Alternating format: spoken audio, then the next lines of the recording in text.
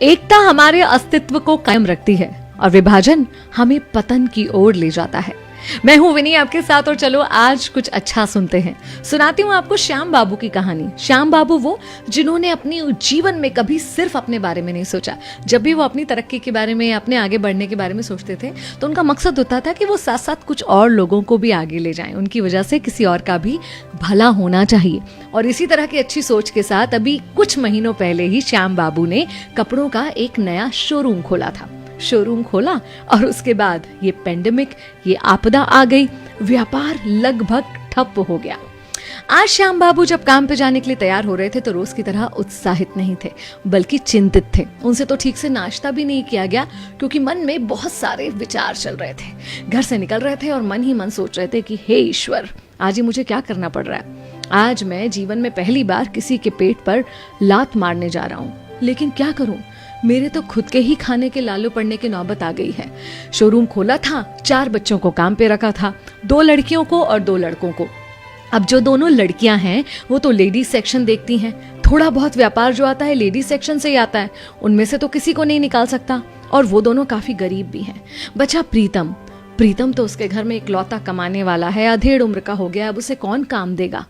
हाँ, राहुल नई उम्र का है। सुना है कि उसका बड़ा भाई भी कुछ कमाता है।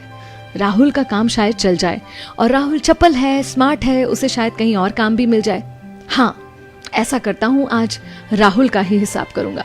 हे ईश्वर, मुझे क्षमा करना, लेकिन मेरे पास और कोई चारा नहीं है। ये सारे विचार मन में और श्याम बाबू दुकान की तरफ आगे चले जा रहे थे। दुकान पे पहुंचे तो ये 4 बच्चे पहले से वहां पहुंच चुके थे, अपना अपना काउंटर संभाल रहे थे, काम संभाल रहे थे। आज उन्होंने देखा कि सेठ जी अब दुकान में आए हैं तो उस उत्साह से नहीं आए। सबकी तरफ उन्होंने मुस्कान से देखा भी नहीं। तभी इनको प्रतीत हो गया कि कुछ गड़बड़ है। सेठ जी आज कुछ चिंतित लग रहे। इतने में सेठ जी ने हिम्मत करके चारों को अपने पास बुला लिया। पास बुलाकर कहा कि मुझे तुम चारों से कुछ बात करनी है। चारों एक दूसरे का चेहरा देखने लगे और जैसे भांप गए थे कि कुछ गड़बड़ आज होने वाली है। आगे सेठ जी ने कहा कि मुझे तुम चारों में से एक का आज हिसाब करना पड़ेगा। उन चारों के माथे पर चिंता की लकीरें और गहरी हो गई और इतने में सेठ जी ने कह दिया कि राहुल बेटा, आज तुम्हारा आखिरी दिन होगा।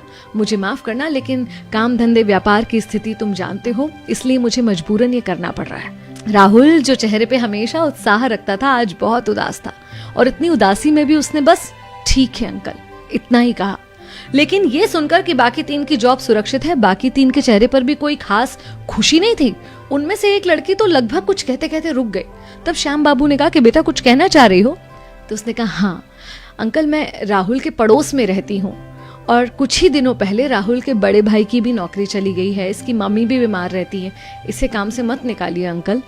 सेठ जी ने कहा, मैं क्या करूं, मैं बहुत मजबूर हूं, मेरा व्यापार बिल्कुल नहीं चल रहा, मैं चारों को काम नहीं दे सकता, चारों को पैसे नहीं दे सकता।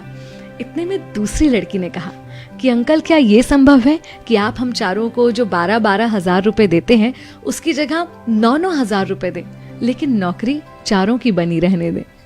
ये सुनकर सेठ जी के चेहरे पर एक चमक और एक राहत आई और उन्होंने पूछा, 9 हजार तुम लोगों को कम नहीं पड़ेंगे? तो इन सभी ने कहा कि थोड़े कम पड़ेंगे, लेकिन किसी एक को कुछ ना मिले उससे तो बेहतर है ना कि हम सब थोड़ा थोड़ा कम ले ले। ये समय एक ऐसी ही सोच रखने का है।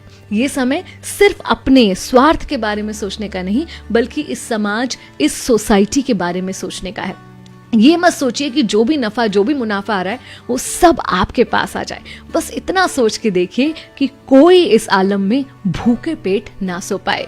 यही एक तरीका है जो इस विपत्ति से हमको और इस समाज को बाहर निकाल पाएगा। मैं विनी आपके साथ, चलो आज कुछ अच्छा सुनते हैं।